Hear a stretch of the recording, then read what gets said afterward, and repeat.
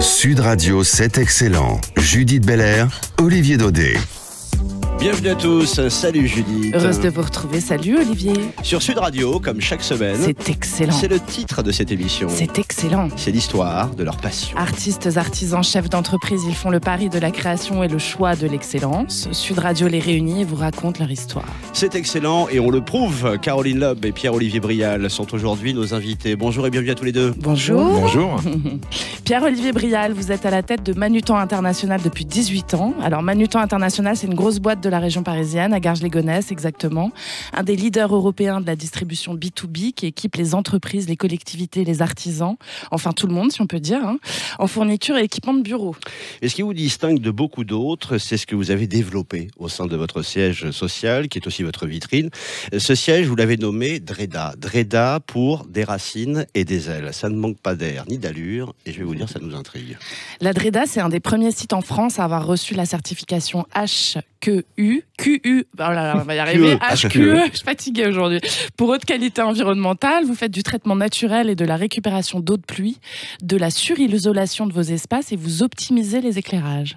Vous avez même monté une université pour vos employés qui travaillent sur le rapport que chacun entretient avec soi-même, les autres et puis évidemment le client. Il y a également une crèche, bio, en outre, on a beaucoup de choses à se dire. Caroline Loeb, certains vous résument à la Watt, qui a fait la douceur de nos années 80. Vous avez pourtant eu une vie avant et une vie depuis, à chaque fois passionnante. Vous avez eu l'idée d'un seul en scène fascinant autour de Françoise Sagan. On vous a vu sur, il y a quelque temps, la scène des Folies Bergères dans l'excellent Fashion Freak Show de Jean-Paul Gaultier, un copain du Palace, de l'époque Palace. Et puis vous vous êtes dit, chiche que je suis cap de raconter qui je suis vraiment. Alors des années Palace, Fabrice Emmer, jusqu'à nos jours moins riants, il faut bien le dire, chiche, c'est le nouveau spectacle que vous proposez depuis quelques jours au Théâtre de l'Archipel à Paris. Et d'ailleurs, on y apprend que Kenzo fut l'un des premiers à vous faire travailler. On prend le temps de vous découvrir enfin, on vous entend chanter, ça nous avait manqué d'ailleurs. C'est gentil. Et c'est-à-dire si on est content de vous accueillir aujourd'hui quand même. Yeah, moi aussi je suis content d'être là. Caroline Loeb, Pierre-Olivier Brial, vous recevoir est un plaisir, vous écoutez, ça annonce passionnant. C'est excellent et ça commence maintenant. Caroline Loeb, je pense personnellement, je pense que je suis pas le seul d'ailleurs, que vous êtes un roman à vous toute seule. Un jour, vous prendrez le temps de l'écrire et ce sera forcément un beau livre. En attendant, c'est déjà un très beau spectacle. Chiche, c'est son titre. Chiche que je suis cap. C'est ce que vous vous êtes dit en montant l'autre soir sur la scène du Théâtre de l'Archipel ? Oui, de toute façon, c'est un spectacle dont j'ai envie depuis très longtemps. Parce que j'adore le cabaret, j'adore le musical.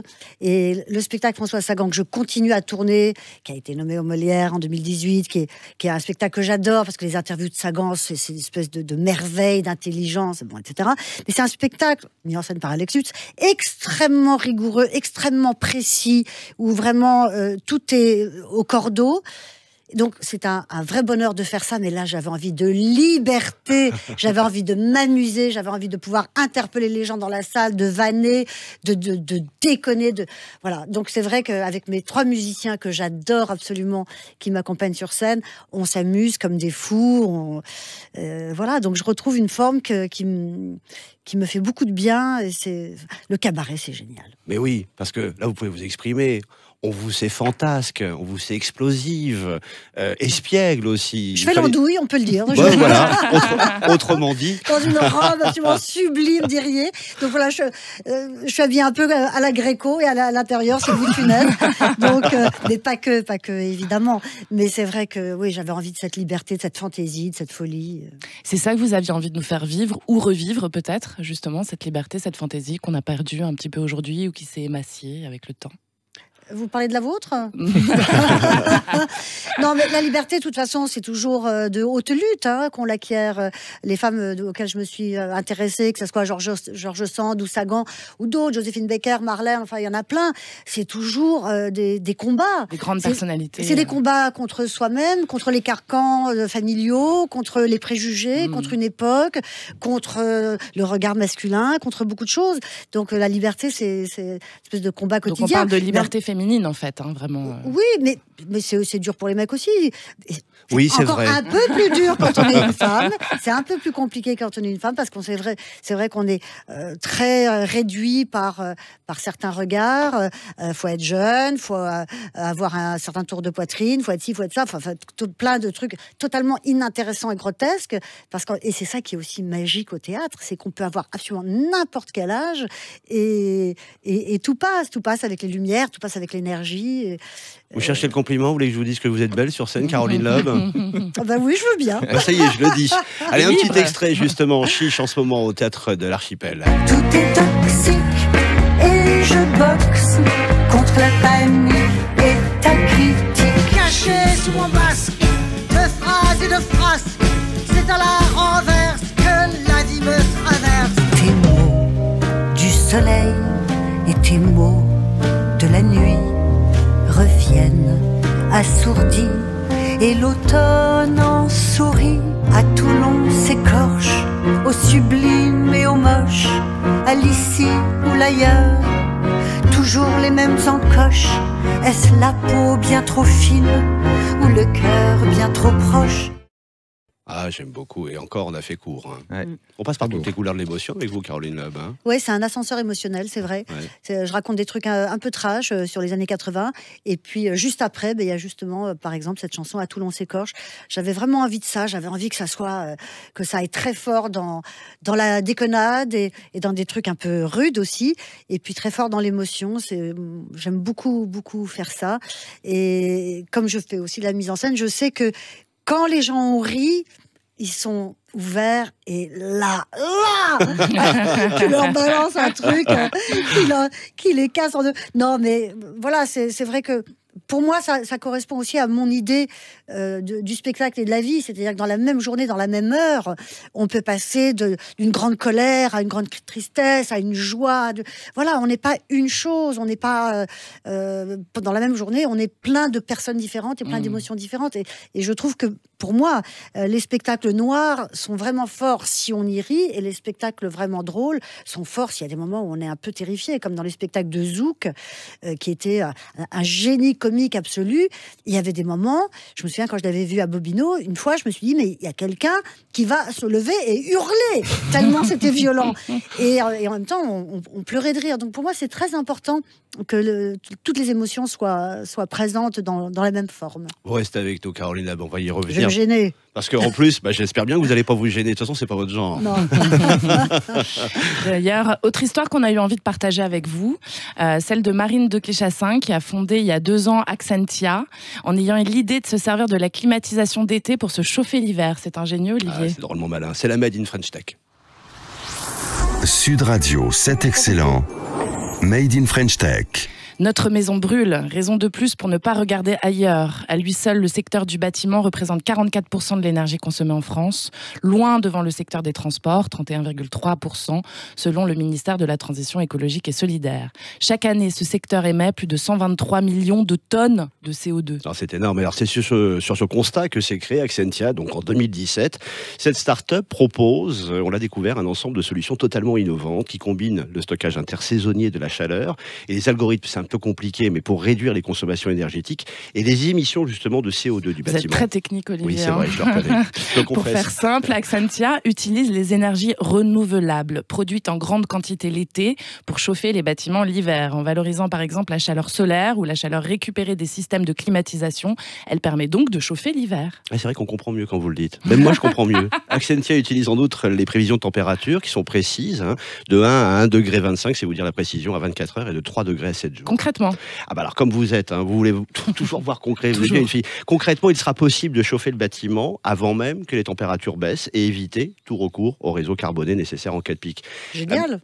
C'est vachement bien. La machine learning ensuite apprend toute seule et elle est utilisée pour gérer le stockage justement intersaisonnier thermique dans le sol, Technologie aujourd'hui connue, utilisée et relativement bien maîtrisée. Il est donc possible de connaître la réalité de la performance de ce stockage pour l'améliorer. Ça, c'est drôlement innovant. Vous avez des preuves, Olivier? Bah oui, j'en ai. Attendez, Alors, je les cherche. allez-y. Accentia se targue de pouvoir baisser la consommation énergétique d'un bâtiment de 60% et de 80% pour les émissions de CO2.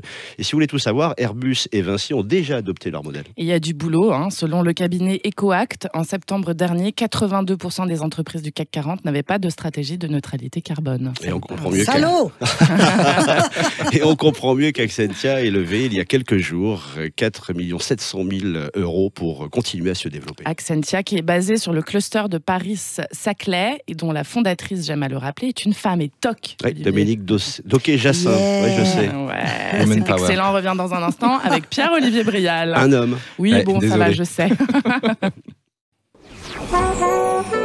Sud Radio, c'est excellent. Judith Belair, Olivier Daudet. Merci d'avoir choisi Sud Radio, c'est excellent. C'est le titre de cette émission. C'est excellent. Artistes, artisans, chefs d'entreprise, c'est l'histoire de leur passion. Caroline Loeb, tout sourire, Pierre-Olivier Brial, tout sourire aussi, sont venus aujourd'hui nous raconter leur histoire. Pierre-Olivier Brial, vous êtes directeur général délégué de Manutan International avec Xavier Guichard, qui est le petit-fils des fondateurs. Vous distribuez des équipements de bureau à une grande partie des professionnels européens. Dès sa création en 1966 par André et Jean-Pierre Guichard, Manutan affirme une volonté d'expansion européenne très claire. On peut parler de vision. Et vous êtes à combien de pays aujourd'hui, s'il vous plaît? 17, si ma mémoire est bonne. D'accord. Et c'est vraiment une vision dès le départ, une volonté du début de... Oui, parce que l'entreprise est allée en 74, alors qu'elle a été créée en 66 en Angleterre, ce qui était pour l'époque assez innovant pour une PME française. Donc oui, ça a été une vision européenne dès le départ. D'accord. Et l'idée, c'était vraiment de développer tout de suite, dès le départ, une installation globale qui permette justement d'avoir une vision de ce qui se passe en intégralité sur le continent, en fait. C'est quoi l'idée? En fait, alors ça peut paraître maintenant un peu daté, mais Manutan était la première entreprise en vendant par catalogue. C'est-à-dire qu'en fait, dans l'univers business to business, on ne vendait pas par catalogue pour une simple raison, c'est qu'on n'affichait pas les prix. D'accord. Et donc le modèle était très innovant pour l'époque. Alors il y avait eu toute la vague des monoprix, prix uniques, puisque ça a été l'affichage des prix pour le grand public. Et ensuite, dans les entreprises, c'est arrivé dans les années 60. Et comme le modèle était innovant, il y avait aussi une volonté d'aller assez vite dans les nouveaux pays pour être le premier en fait à vendre par catalogue. D'ailleurs, le tournant digital, vous êtes un des premiers aussi, 2001, c'est ça? Ouais, Le 2001 en e-commerce. fait, on est passé sur Internet. D'accord, donc vous parlez de e-commerce avant que ça existe en fait. Ouais, tout au grosso tout modo. début, vraiment au tout début de l'e-commerce. Ouais. Ah, vous êtes pionnier. Ouais, ça a toujours été dans l'ADN de l'entreprise parce que comme elle s'est montée finalement sur une innovation, c'est toujours quelque chose qui a continué dans l'entreprise. Ouais. Pour bien comprendre, Pierre-Olivier Brial, quand on dit fourniture de bureau, moi j'ai regardé, c'est pour expliquer un peu à celles et ceux qui nous écoutent, qui sont en clients potentiels, je vous le souhaite en tout cas. Il y a beaucoup de monde à l'écoute de Sud Radio. C'est un inventaire à l'après-vert. C'est incroyable ce que vous... Oui, c'est un inventaire à l'après-vert. Alors, en fait, les fournitures de bureau, pour le coup, c'est une toute petite partie. C'est-à-dire qu'on est né dans l'entrepôt, d'où le nom, manutention. Et ensuite, on s'est développé donc sur beaucoup de familles. Et en fait, aujourd'hui, notre proposition de valeur, on va dire, c'est de dire à une entreprise, vous pouvez regrouper tout un certain nombre d'achats au même endroit. Alors, on travaille beaucoup pour les écoles et pour les municipalités, etc. Oui, énormément. Ouais. Donc, on offre en fait en un seul endroit toute une gamme de produits qui vont équiper ce studio. Voilà, c'est tout ça, ce dont on a table, besoin pour bureau, fonctionner. chaise... Ouais, table, chaise, bureau. Et vous faites la armoire. technique aussi? Tout ce qui est technique, je sais pas, les lumières. Ouais, tout ce qui est technique. On va faire beaucoup de rayonnage, protéger les bâtiments, sécuriser du sel quand il neige. Vous faites du clé en main aussi, j'ai vu. On fait pas mal de personnalisation, du design pour des salles de mobilier, pour des salles de rayonnage, etc. Donc c'est très très vaste. En fait, on est à la fois une grande plateforme internet où on vend des produits à tout le monde. Et ensuite, on a des services autour, donc des gros projets. Et puis, on aide les grandes entreprises vraiment dans leur stratégie d'achat. Et vous travaillez vraiment de main dans la main avec des architectes, on suppose, du coup, aussi? Oui, alors on a des architectes, mais enfin, on reste sur quand même des choses assez simples. On n'est pas sur des équipements de sièges sociaux, etc. Mais on fait avec des designers, oui. Vous travaillez avec les théâtres? On travaille avec les théâtres, oui, tout à fait. Et on travaille avec les théâtres. Vous faites quoi pour les théâtres? Les théâtres, on va faire tout ce qui va vous servir à stocker, la manipulation, les chariots... Voilà, les coupes-fils. Ah oui, aussi, voilà, mais oui, bien sûr. Il faut balayer, il faut Qu'on y pense ranger. En fait, on est beaucoup, dans les arrières cours et des théâtres, dans le backstage. Voilà. Ouais, c'est ça. C'est bien ça. On est les rois du backstage. Pierre-Olivier Brial, vous avez donné un nom à votre siège, Dreda. Dreda pour des racines et des ailes. Pourquoi ça? Parce qu'en fait, le projet qui a été construit, ce site, c'était beaucoup plus qu'un nouveau site d'entreprise. C'était vraiment une nouvelle aventure pour Manutan. Et donc, on voulait vraiment à la fois s'inscrire dans la tradition de ce qu'était l'entreprise, donc les racines, mais aussi donner à l'entreprise et à ses collaborateurs des ailes pour se lancer. Donc, alors, ce qui est assez drôle, c'est que au départ, c'était le nom de code du projet. C'était pas le nom du site. Parce qu'en fait, comme on est étranger, on est beaucoup à l'étranger, ça disait rien aux Anglais, etc. Ouais. Quand on s'est installé, on a dit, bon, alors, quel nom on va lui donner? Et puis les étrangers, ils ont dit, ah non, mais Dreda, on ne sait pas ce que ça veut dire, mais ça nous plaît, donc on a gardé Dreda. Et ils disent Dreda. Dreda, voilà. Ouais. Mais ils savent ce que ça veut dire? Oui, ils savent ce que ça veut dire. Alors, from roots to wing, mais bon. On n'arrête pas de leur dire, mais je ne suis pas sûr qu'ils retiennent. Pierre-Olivier Brial, vous êtes directeur général délégué de Manutan International. C'est un gros groupe, c'est une grosse boîte. On a envie de savoir, être un grand patron aujourd'hui, c'est créer un environnement pour ses employés, c'est prendre soin de son humanité, de ses employés, etc. Ça va avec aujourd'hui, c'est très important. Oui, en fait, aujourd'hui, bon, toute entreprise va vous dire le monde change, il faut s'adapter, etc. Alors c'est vrai que comme toutes les entreprises et nous, dans le secteur de la distribution, on est beaucoup chahutés par le digital. En fait, la vraie difficulté quand on dirige une entreprise, finalement, c'est pas tant de savoir où on veut aller. Bon, est-ce que de toute façon, il y a toujours quelques mouvements à faire, etc. C'est beaucoup de se dire comment on amène, en l'occurrence 2300 collaborateurs, à évoluer. Quand on parle aujourd'hui, par exemple, de l'intelligence artificielle, tout le monde vous dit il y a des métiers qui vont disparaître, il y aura moins d'emplois. En réalité, on voit que chaque fois, d'autres se créent. Mais ça, c'est vrai au niveau collectif. Et après, quand on redescend à l'individu, la vraie question, c'est moi, individu. On m'explique que je vais pouvoir prendre des nouveaux métiers demain, que je vais être remplacé par une partie de mon activité, que je vais faire des choses plus intéressantes, mais est-ce que je peux le faire? Et en fait, c'est ça la vraie difficulté. Et quand on crée une entreprise de zéro, souvent, on s'entoure de collaborateurs qui sont dans le mouvement, etc. Quand on transforme des entreprises, la question, c'est comment on amène l'individu à être mobile pour créer de la mobilité collective. C'est à la fois le plus passionnant et en réalité le plus difficile. Beaucoup plus que de définir une stratégie. Mais cette université, cette crèche, bio, c'est pas de l'affichage, on le sent bien, où il y a des valeurs très enracinées, pour reprendre votre expression. L'humanisation du temps passé au travail, c'est en ce sens que vous vous êtes engagé. C'est compatible avec l'augmentation du chiffre d'affaires, par exemple? Est-ce qu'elle y joue, est-ce qu'elle y contribue, on va dire, justement? Alors, est-ce qu'elle y contribue? Alors oui, mais juste pour revenir, en fait, la question, donc l'augmentation du chiffre d'affaires, une entreprise, elle augmente son chiffre d'affaires quand elle crée une différenciation, c'est-à-dire qu'elle donne une bonne raison à un client de venir là plutôt qu'ailleurs. Et ça, c'est d'année en année, parce qu'on peut être différent une année, puis petit à petit, ce qui fait la différence.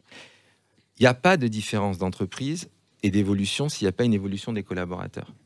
Ça n'existe pas, c'est-à-dire que sinon, le système se bloque. Donc la vraie question, c'est comment les collaborateurs évoluent. Nous, on est convaincus que la réponse, elle est assez individuelle, et donc on a voulu donner, si vous voulez, un portefeuille de possibilités.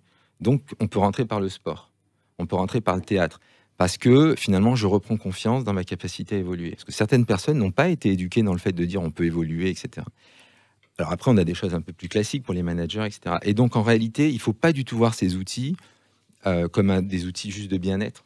Quand on a un gymnase, nous on a un gymnase, sport d'entreprise, c'est pas du tout pour donner des avantages en nature et pas payer une salle de sport. C'est un outil au développement des collaborateurs. Et donc, pour nous, c'est très important, c'est un contrat. C'est-à-dire que nous, chefs d'entreprise, on peut donner des moyens de se développer. On peut investir là-dedans. Mais après, on est face à un marché et donc on peut pas garantir à vie à quelqu'un, non, tu feras la même chose. Et en fait, je pense que c'est plus le contraire. C'est-à-dire, tu vas évoluer, on va donner des moyens et après, il y a une responsabilité individuelle. Et nous, on tient beaucoup à cette rencontre d'une volonté collective de dirigeants et d'une responsabilité individuelle, d'une dignité individuelle de dire « Ok, je vais me mettre en mouvement ». Du coup, on peut allier valeur et performance. Je vous cite, vous dites souvent « entreprendre pour un monde meilleur ». Qu'est-ce que vous entendez par là ? En fait, c'est intéressant parce que la question, c'est qu'est-ce que la performance ? Et aujourd'hui, on oppose souvent, on va dire, une entreprise, une performance, c'est son chiffre d'affaires, son résultat. Un acteur, une performance, on y reviendra peut-être, parce qu'on parle de performance d'acteur. Nous, on pense que la performance aujourd'hui, elle se traduit par la capacité qu'on a à réunir toutes les parties prenantes. Donc, par exemple, chez Manutan, on pilote l'entreprise sur 5 indicateurs, chiffre d'affaires, résultat, la satisfaction client, collaborateurs et fournisseurs. Et on estime qu'on a réussi notre projet si non seulement on se développe en chiffre d'affaires, résultat. Alors, pour être clair, hein, le résultat, c'est comme l'air. C'est-à-dire que c'est pas votre objectif tous les jours, mais globalement, sans air, on meurt. Donc, on vit pas pour respirer, mais une entreprise, je trouve c'est un véhicule qui a besoin d'argent, voilà. Bien sûr. Et puis elle a besoin d'avoir des actionnaires aujourd'hui qui lui font confiance, etc. Mais ça peut pas être la seule mesure de la performance. Et nous, on considère que la performance, ça doit être le fait que l'ensemble du système, parce que Manutan est là, est un peu meilleur à notre petit niveau. D'où, alors on l'a traduit comme ça, entreprendre pour un monde meilleur, c'est de se dire tout ce qu'on fait aujourd'hui, essayons que ça profite à tout le monde, avec toutes les contradictions que ça comporte, la difficulté. Mais c'est un peu ce qui nous mobilise aujourd'hui. C'est un peu aussi traiter les gens qui travaillent pour vous comme des sujets et pas comme des objets. Exactement. C'est ça qui fait une grosse différence. Quand j'entends Pierre-Olivier Brial, je me dis qu'on est très très loin quand même de la triste époque d'Orange dirigée par Bompard. C'est un autre débat. Vous restez avec nous tous les deux, Pierre-Olivier Brial, Caroline Loeb. Tout de suite, Valérie Solvy, vous ne la connaissez pas encore, nous rejoint. Sud Radio, c'est toujours excellent et c'est l'art et la manière. Valérie Solvy crée le cadre pour mieux en sortir. L'art et la manière. Je vais vous parler d'un sujet qui pourrait vous paraître militaire, le cadre. Eh bien, il n'en est rien. La vie sans cadre et sans encadrement, ce n'est pas possible. Que ce soit dans une salle de classe à l'école, un joli dessin d'enfant, que ce soit dans une maison de famille avec une photo de ses grands-parents, que ce soit chez soi, dans un salon ou dans une salle de bain, avec le tableau d'un peintre du dimanche, que ce soit un amateur, un connaisseur, un antiquaire ou galériste avec une peinture de maître, le cadre, il faut le cadre. Dans la vie, le cadre aide à la liberté. De la contrainte naît la grâce, dit la célèbre formule. Du cadre naît la liberté, c'est vrai pour les enfants. Comment grandir bien et libre et devenir bel être humain, sans cadre et sans encadrement. Pour un tableau, c'est encore plus vrai. De la contrainte et des limites d'un cadre bien choisi naît une beauté que la toile seule n'avait pas exprimée. Le philosophe allemand, Georg Simmel, enfin des dates précieuses, il est mort en 1978, n'importe quoi. Je remets Georg Simmel, comme ça vous coupez le truc. C'est bon ? Bon. Le philosophe allemand Georg Simmel, mort en 1918, ne disait-il pas bien avant moi et plus savamment, dans une lettre de 1901, il confie à Henrik Rickert « Mon intérêt principal est depuis quelque temps la philosophie de l'art et je brûle de résumer mes idées à ce propos. Marginal en apparence, ce champ moins connu de la réflexion, mais néanmoins en jeu les questions centrales de la perception et du sens de l'art. » Bon, j'adore le livre qu'il avait écrit, Le Cadre. Comme l'enchattonnement autour d'un diamant, le cadre révèle, sublime, magnifie la pierre qu'il sertit. Que ce soit un cadre fait maison, avec du papier craft, du bois ou de la corde, ou que ce soit un cadre que l'on a choisi et fait faire par un encadreur, car ce que j'aime dans le cadre, ce sont aussi les têtes qui les imaginent et qui les conçoit, et les mains qui les fabriquent. Le savoir-faire que cela requiert, c'est un métier. Mettre en valeur et encadrer les dessins et les tableaux.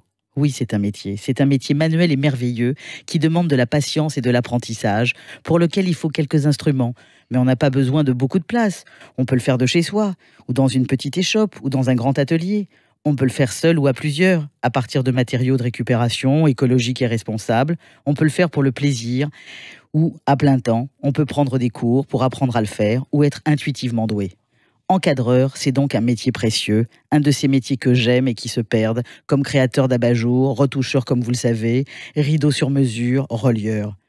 Visitez l'atelier d'une encadreuse, par exemple, rue Rochechouart à Paris dans le 9e, ça vous convaincra. Un dessin abîmé, le restaurer, comment ? Elle fronce les sourcils, elle va réfléchir, et quelques semaines plus tard, ou quelques jours, si tout d'un coup il y a un anniversaire, et là la magie opère, le savoir, quelle merveille. Elle a choisi un bois avec vous, peut-être une Marie-Louise, et oui, ce n'est pas qu'un prénom. Ce sont de ces savoir-faire dont il reste peu d'adresses à Paris et ailleurs en France. Et de ces adresses où on se donne comme des trésors, elles disparaissent petit à petit. Car à tous ces savoir-faire et à leurs échoppes, on ne leur veut pas forcément du bien. Les loyers sont chers, et quand un loyer est trop cher, l'échoppe et l'artisan ou l'artiste qui y œuvre ne peut pas durer. Et dans ce cas, ils mettent la clé sous la porte. Vous l'avez compris, cette chronique est aussi pour vous, messieurs les maires de France. Pour vous, messieurs de l'immobilier. Comment protéger ce qui fait le charme de notre vie, plutôt que d'avoir un cadre qui vient de l'autre bout du monde et qui n'y va en aucun cas à nos tableaux poétiques, ou peut-être à aucune de nos photos intimes que l'on rêve de mettre à l'honneur. Merci Valérie Solvy, et à la semaine prochaine. C'est excellent, revient dans un instant. Caroline Loeb et Pierre-Olivier Brial sont nos invités. Raison de plus pour revenir, Olivier. Tout de suite même. Radio, c'est excellent. Judith Belair, Olivier Daudet. Vous écoutez Sud Radio et vous avez bien raison. C'est excellent. C'est le titre de cette émission. C'est excellent. C'est l'histoire de leur passion. Caroline Loeb et Pierre-Olivier Brial sont aujourd'hui nos invités. Moi, j'ai envie d'écouter Caroline. Hein. Ah ouais, vous aussi ? Ouais. Ouais, moi aussi. Allez. Je suis toxique.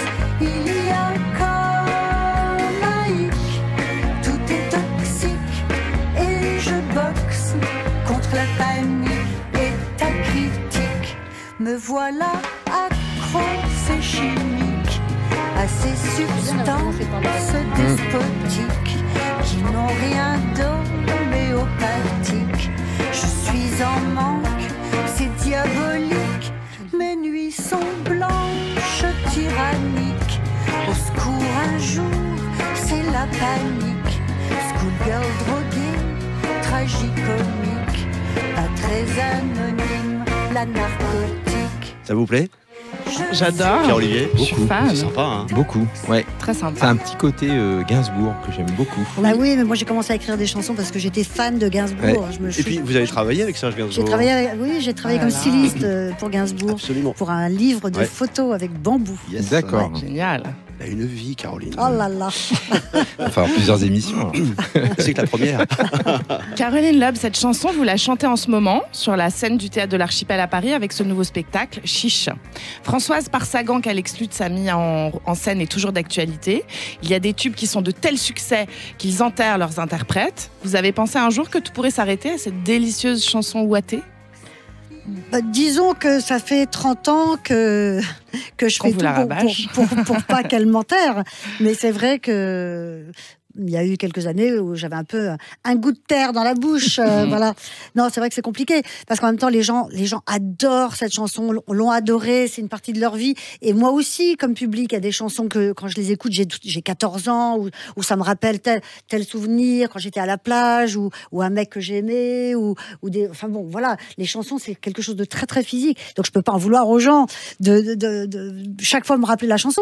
Mais enfin, le truc, c'est juste que je suis pas morte, que je continue à faire des trucs et qu'en plus je fais des choses qui me passionnent et qui pour moi sont évidemment beaucoup plus intéressantes qu'une chanson de 3 minutes 30. Bien sûr, bien sûr. Mais ceci dit, quand même, texte de Pierre Grillet, c'est une très belle complicité qui ne s'est pas démentie non plus d'ailleurs avec Oui, Pierre. alors j'étais vraiment particulièrement heureuse de retrouver Pierre Ouais. Grillet sur le dernier album. On a coécrit 2 chansons Oui. ensemble Autour de et on a Sagan. retrouvé le plaisir incroyable qu'on avait à écrire ensemble.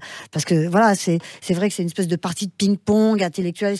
C'est un vrai bonheur d'écrire à 2. Moi, j'aime beaucoup écrire à 2. Alors après, avec chaque co-auteur, c'est différent. Avec Thierry Ilouz, c'est par mail. Il m'envoie des bouts, je corrige. Hein. Avec Pierre Grillet, c'est vraiment autour d'un café où il y a 30 ans, on écrivait beaucoup dans sa voiture parce qu'il avait une voiture bureau et donc on allait se garer n'importe où. Équipé par Manutan International. J'espère bien. Non, mais c'est vrai que avoir un objet comme ça autour duquel on peut avoir des joutes verbales et avoir les mots qui viennent comme ça, c'est que du bonheur. Il y a quelque chose qui m'épate chez vous, Caroline. Cette Une force. seule Oh, mais il y en a plein. Non, mais en même temps, on est pas tout seul si vous voulez. Donc c'est pour ça. Allez-y. Vous la puisez où, cette force de créer, d'avancer, d'écrire, d'imaginer? Vous n'êtes jamais là où on vous attend. C'est de famille, ça? On On pourrait est dire. aussi artiste dans la famille, hein, Ma littéraire. mère a toujours eu beaucoup d'énergie. Elle a toujours créé plein de choses. Les éditions du Vanneau, c'est elle. Les éditions du Vanneau, c'est elle. Elle a une petite galerie à Bordeaux qui existe toujours. Et donc, elle écrivait, elle peignait, elle faisait des patchwork. Elle a toujours fait beaucoup de choses. Donc, c'est vrai qu'elle a une vitalité absolument débordante. Et voilà, elle m'a sans doute transmis ça. Et c'est vrai que moi, depuis que je suis toute petite, je suis dingue de musique, d'opéra, d'Yvette Guilbert, de littérature. Pour moi, l'art, c'est vraiment quelque chose qui sauve la vie, qui permet de survivre face à quand même parfois des choses extrêmement violentes. Ça peut être des choses extrêmement violentes familiales, ou dans le monde, on est quand même confronté à de la souffrance, tous autant qu'on est, et la transformer avec la création, c'est vachement important. C'est aussi pour ça que je suis particulièrement sensible à quelqu'un comme Francis Bacon, dont il y a l'exposition en ce moment. Moi, ça me bouleverse complètement. Je le dis dans le spectacle. Quand j'ai vu l'exposition, celle-là, j'ai pas eu le temps d'y aller, mais quand j'ai vu celle qui était à 10 ou 20 ans, j'ai failli tomber à la renverse devant un des tableaux. Tellement c'était puissant, tellement ça dégage d'humanité, voilà, c'est vraiment quelque chose qui me touche physiquement. C'est bien que vous parlez de la peinture. On parle rarement de votre grand-père, Pierre Loeb, qui était un galeriste renommé, qui avait des amitiés avec tous les peintres de son époque. Avec André Breton. Picasso aussi. Pierre Loeb, ça a été un des très très grands marchands de l'entre-deux-guerres. Alors justement, j'étais la semaine dernière enfin découvrir l'exposition qu'il y a au Mémorial de la Shoah sur les marchands de tableaux pendant l'occupation. Et c'est une exposition qui est extraordinairement bien faite. Et donc évidemment, il y a mon grand-père, parce qu'il qu'il a été obligé de fuir À Cuba, je crois. à Cuba. Ouais. C'est là qu'il a rencontré Wilfred Olam, qui a été un très très grand peintre, qui a une exposition à Beaubourg il n'y a pas très longtemps. Et mon grand-père était très ami avec Picasso. Il a été dessiné par Giacometti. Enfin voilà, c'est tout un pan de l'art moderne. Et par Antonin Artaud. Et pardon? Il a été dessiné aussi par Antonin Artaud. Ça, c'est de la signature. Hein. Mon grand-père n'a pas été dessiné par Antonin Artaud, mais il était très proche d'Antonin Artaud. Et c'est grâce à mon grand-père qu'Antonin Artaud a écrit son fameux livre Van Gogh ou le suicidé de la société. Yes. Parce que, bref, après j'ai beaucoup d'histoires sur mon grand-père, mais j'engage vraiment les auditeurs à aller voir cette exposition au Mémorial de la Shoah. C'est bouleversant. Il y a évidemment le grand-père d'Anne Sinclair, Paul Rosenberg. Il y a d'autres marchands et il y a une salle, moi, qui m'a particulièrement touchée sur donc la spoliation des biens juifs. Il y a quelques objets qui sont posés, qui sont pas des objets religieux. Il y a des carafes, il y a je sais plus, un beurrier, je sais plus exactement ce que c'est comme objet, mais c'est vraiment des objets du quotidien. Et sur un grand écran, il y a les numéros de lots avec la description des lots et une voix off qui décrit les lots. J'en ai des frissons, rien que d'en parler, ça rend tout ça extrêmement tangible. Donc évidemment, on parle des grandes œuvres d'art qui ont été spoliées, il y en a eu énormément, et des gens qui ont été obligés de fuir, et puis les gens qui sont morts en camp, mais voilà, on leur a tout volé, tout. C'est une exposition qu'il faut aller voir, c'est un très beau musée. Pour passer à un sujet un tout petit peu plus gai, Caroline Lab, quand je vous moins vois, gai, c'est compliqué, hein. quand je vous écoute, je peux pas m'empêcher de penser à Arletty, moi. Vous l'avez rencontré, Arletty? Oui, j'ai rencontré Arletty. Alors, je le raconte dans mon spectacle. Quand j'ai fait le Tube, il y a mes 2 premières attachées de presse de mon premier album qui s'appelait Baudot et la Traverse, qui s'appelle toujours comme ça d'ailleurs, qui étaient les attachées de presse de Bedos, de Zouk, enfin bon, elles ont eu des gens incroyables. Elles étaient amies avec Arletty. Et tout le monde me disait, ta voix, on dirait Arletty et tout. Et un jour, elles me disent, on va t'emmener déjeuner chez elle. Et donc, évidemment, elle était aveugle déjà depuis quelques années, donc elle a posé ses mains sur mon visage, et une des nanas a dit, oui, puis Caroline, c'est marrant, elle a la bouche de travers. Et Arletty a dit, comme Maud Lotty, c'est à la reine des boulevards, ça vous portera chance. Alors du coup, j'étais voir qui était Maud Lotty, et Maud Lotty, ça a été une énorme star des années 20, 30, et voilà, j'ai déjeuné avec Arletty, c'était extraordinaire, parce qu'elle était pétillante, elle avait son rire enfantin, elle était marrante. Ça vous inspire encore aujourd'hui, ça, je suppose, ce genre de rencontre, vraiment, c'est quelque chose qui marque une vie, surtout une vie d'artiste dans un cheminement.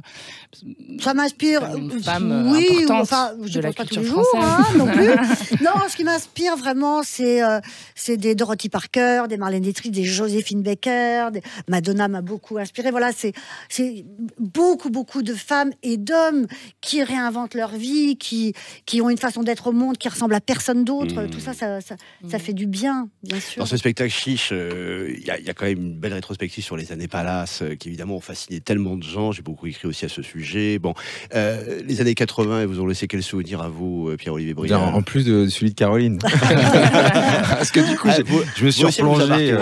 Oui, moi je m'en souviens très bien. Alors c'est marrant parce que moi, les années 80, donc c'est mon enfance. Vous avez quel âge? 46, donc je suis né en 73. Donc elle démarre. Donc je sais exactement l'âge qu'il a quand ma chanson sort. Donc il avait 16 ans. Exactement. Et alors elle démarre, les années 80, pour moi, elle démarre avec l'élection de François Mitterrand. Je me souviens du ligne à ligne, la réaction de mes parents. Que je dirais pas moi j'étais sur le ligne à ligne, mais un autre genre. Ils ont réagi comment, les parents? Ils étaient contents ou pas? Disons qu'ils avaient connu des jours plus heureux. Ils n'étaient pas super contents, ouais. Et alors c'est des années que je redécouvre en réalité parce que moi j'ai été naturellement plus porté vers les années 70, notamment en termes musical, etc. Et j'en avais une image, notamment musicalement, pas très bonne, l'esthétique, etc. Et j'ai redécouvert ça, notamment avec le film de Spielberg, Ready Player One. Oui, qui m'a replongé dans mes débuts de l'informatique. Et donc, je suis pas mal dans l'esthétique des années 80 en ce moment. Ben, j'ai un livre pour vous, figurez-vous. C'est vrai ? Parce que j'ai fait, sans me vanter, je crois que c'est le plus beau livre sur les années 80, qui est sorti il y a quelques années. Et j'ai des photos dedans de Mondino, Jean-Paul Goude, Pierre et Gilles. Et moi, ce que je défends, effectivement, comme idée sur les années 80, parce que souvent, on a une idée comme ça, un peu ringarde, de tube, comme ça, un peu à 2 francs 50, alors que c'est pas du tout ça. Ouais. Il y en a eu aussi, quand même. Il y en a eu aussi. Ah bah oui. Ils font encore mal aux oreilles. Ah oui, il y en a avec les synthés pourris, les tchakapoum pourris, ça je te le confirme, il y en a eu. Mais c'est quand même, avec Jack Lang qui arrive au ministère de la Culture, c'est l'explosion de la mode, avec des Jean-Paul Gaultier, des Mugler. Des Kenzo. Kenzo, c'est un petit peu avant, Un mais petit peu plus tôt. voilà.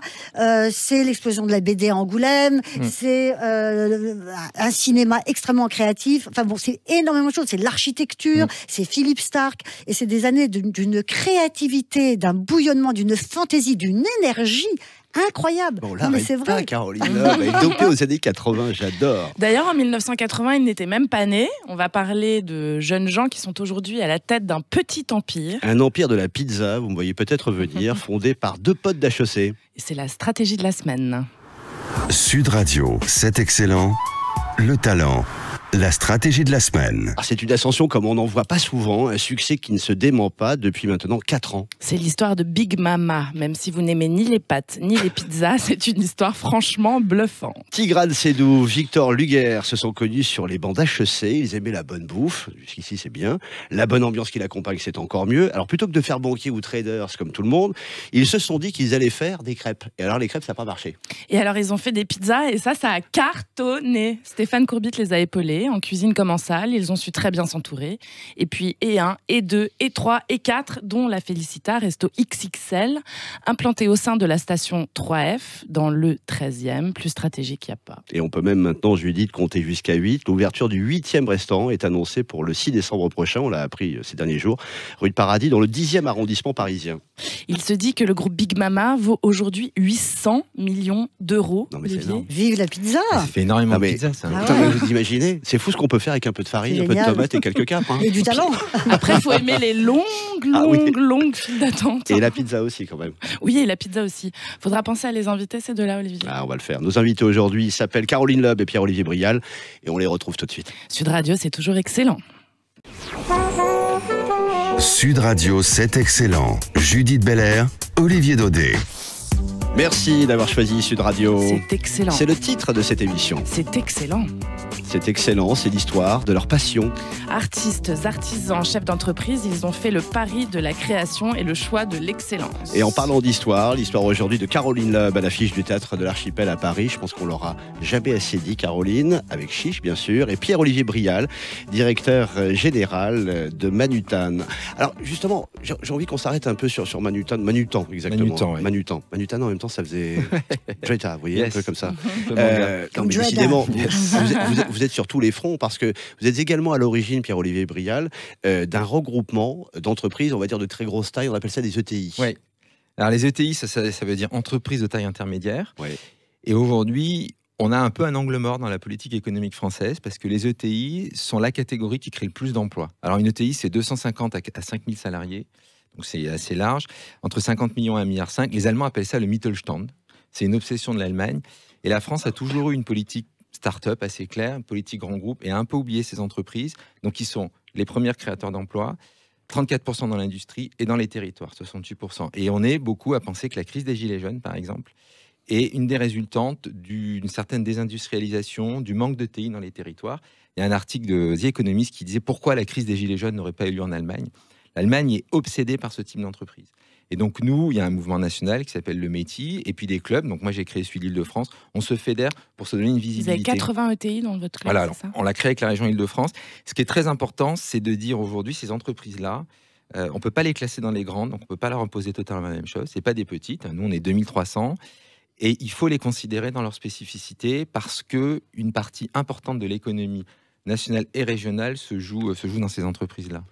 Pour bien comprendre, qu'est-ce que vous vous inspiriez du modèle allemand, vous évoquez le modèle allemand, qu'est-ce que ces entreprises de taille intermédiaire pourraient permettre, si elles étaient davantage implantées, reconnues, organisées, vous œuvrez en ce sens, qu'est-ce qu'elles auraient pu permettre en amont, justement, en quoi elles auraient pu éviter justement Ouais, qu'est-ce cette qu'on aurait crise, fait pour éviter ça, pour bien justement comprendre.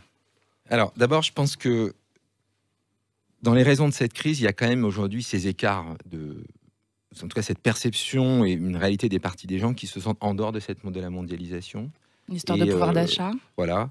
Et en fait, aujourd'hui, les ETI sont à 75% familiales, donc souvent avec une vision long terme et très équilibrée. Moi, j'appelle ça un capitalisme raisonné. Donc, avec une vraie vision d'équilibrer, notamment le partage de la richesse. Après, ce sont des entreprises qui sont dans les territoires, c'est-à-dire qu'à 68%, le problème aujourd'hui de l'économie, c'est qu'il y a une captation très forte dans les métropoles de la richesse. Beaucoup d'entreprises qui se créent, mais qui sont réservées à des personnes qui ont un certain niveau l'éducation. Et il y a toute une partie de la population qui aujourd'hui n'a plus d'emploi dans des territoires. Et en fait, on s'est beaucoup intéressé aux banlieues, et à juste titre. On a un peu oublié cette partie-là de la France. Et quand vous regardez les années 2000, il y a une désindustrialisation massive de la France, avec un peu une illusion que tout se jouerait dans les services, dans les métropoles. Or, les ETI sont à 34% dans l'industrie, et ce sont des entreprises vraiment de long terme. C'est-à-dire que vous avez parlé de Dreda. Si la famille Guichard, aujourd'hui, n'avait pas une vision de l'entreprise, on n'investit pas dans ce genre de bâtiments comme ça, de sites, etc. Et donc, on est un certain nombre de chefs d'entreprise à penser que ce capitalisme-là raisonné évitera qu'on jette le bébé avec l'eau du bain. C'est-à-dire que des écarts trop forts se créent, et qu'on parte dans des solutions très simplistes d'un côté comme de l'autre, mais qui serviront peut-être pas l'ensemble de la communauté. Qu'est-ce que ça vous inspire, ça, Caroline? Évidemment, il y a un énorme problème de chômage, ça c'est évident. Mais moi, ce qui me frappe personnellement, c'est à quel point le niveau dans les médias, pardon de le dire à la radio, mais autour de la culture baisse.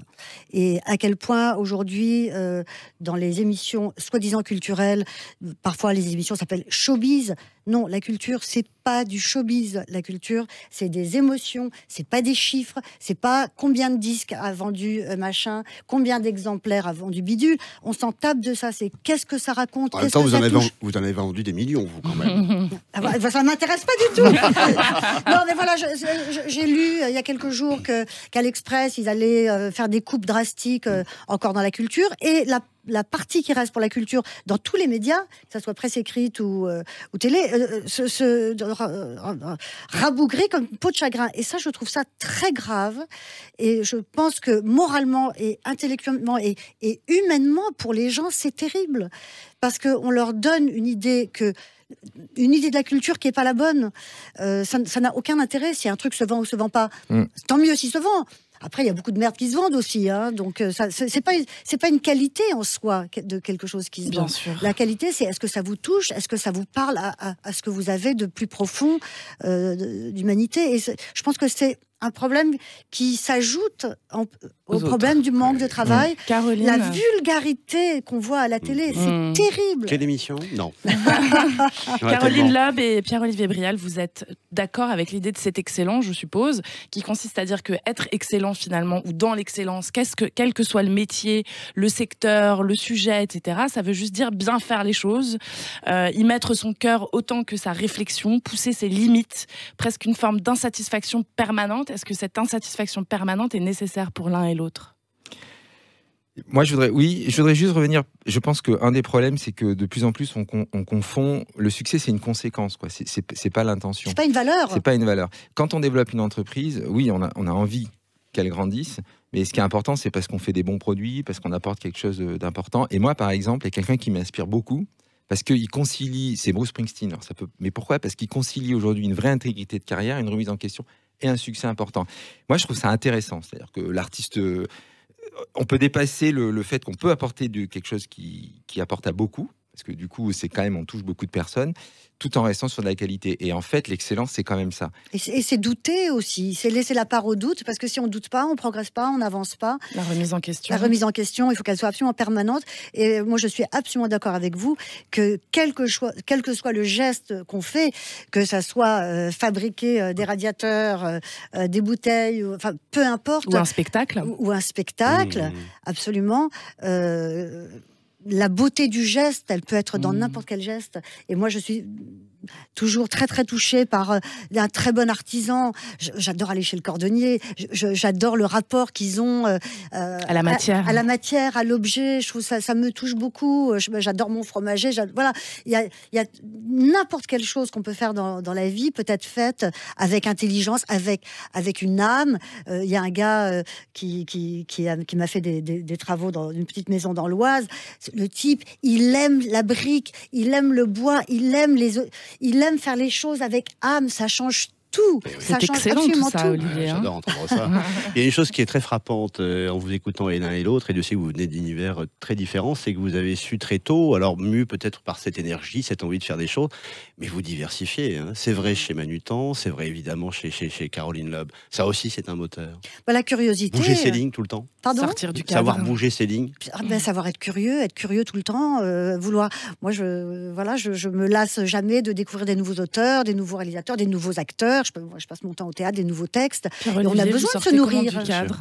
Sortir du cadre, oui, déjà, moi, je crois beaucoup aux passerelles entre les mondes. C'est-à-dire que je crois beaucoup, par exemple, qu'un chef d'entreprise qui se cultive, on sait maintenant qu'une partie très importante des idées viennent de la partie inconsciente du cerveau. Et moi, j'ai jamais voulu opposer. Je fais beaucoup de musique.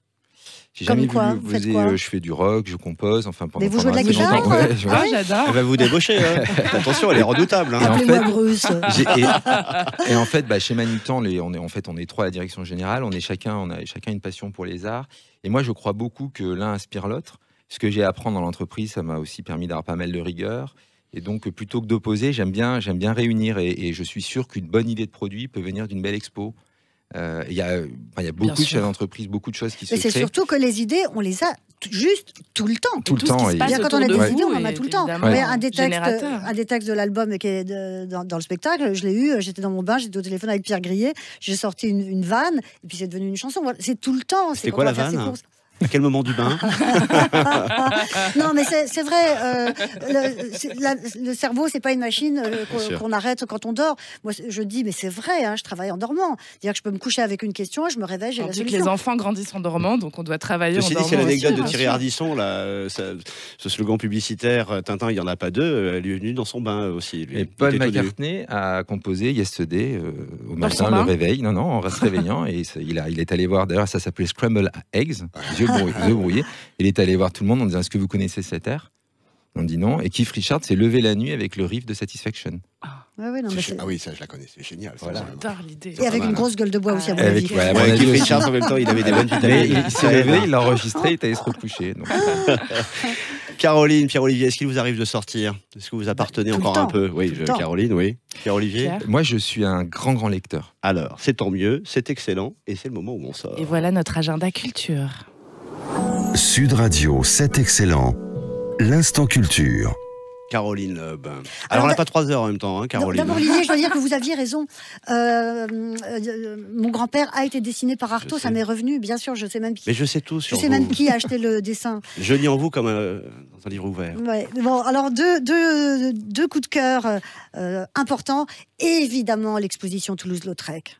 Évidemment, Lautrec, j'ai vu son exposition il y a 30 ans, c'est le génie. Et tout le monde doit y aller, les enfants, les moins grands. C'est extraordinaire, de vitalité, de patate, d'intelligence. Non mais c'est vrai, Toulouse-Lautrec c'est un génie. Et puis c'est Yvette Guilbert, qui est moi personnellement ma première chanteuse dont je suis tombée red dingue. Qu'est-ce qu'elle chantait, Yvette Guilbert ? Elle chantait un fiacre les trottinants, caca, et elle chantait Madame Arthur est une femme, bon, etc. Donc Toulouse-Lautrec, absolument sans faute. Et comme vous êtes national, j'ai découvert un spectacle il n'y a pas longtemps, et je sais qu'ils sont en tournée. C'est un metteur en scène qui s'appelle, comment il s'appelle ? Emmanuel Mérieux. Et il a 2 spectacles, Les Naufragés et La fin de l'homme rouge. Les Naufragés, c'est bouleversant. C'est un type qui se met dans la peau d'un clochard, et ça parle de l'intérieur c'est extrêmement fort, c'est bouleversant d'humanité, c'est magnifique, c'est un grand metteur en scène. Qu'est-ce qu'elle en parle bien. Pierre-Olivier Brial, oui. Alors moi, 2 livres. Une BD qui s'appelle In Waves.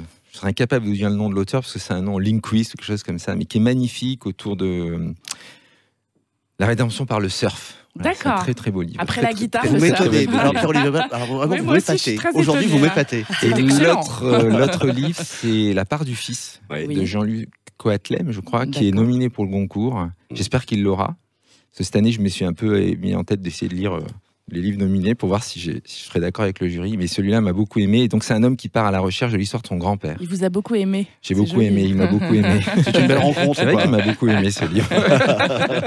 Caroline, Pierre-Olivier Brial, vous recevoir a été un plaisir. Un grand merci à vous d'être passé par les studios de Sud Radio. C'est passé bien vite aujourd'hui. Hein. Autres invités, autre histoire d'excellence et de création. C'est excellent. Revient la semaine prochaine, Olivier. Même heure, même fréquence. D'ici là, plein de belles choses à vous qui nous écoutez aussi, bien sûr. Excellente et passionnante. Et merci surtout de rester fidèle à Sud Radio. C'était excellent. Je confirme.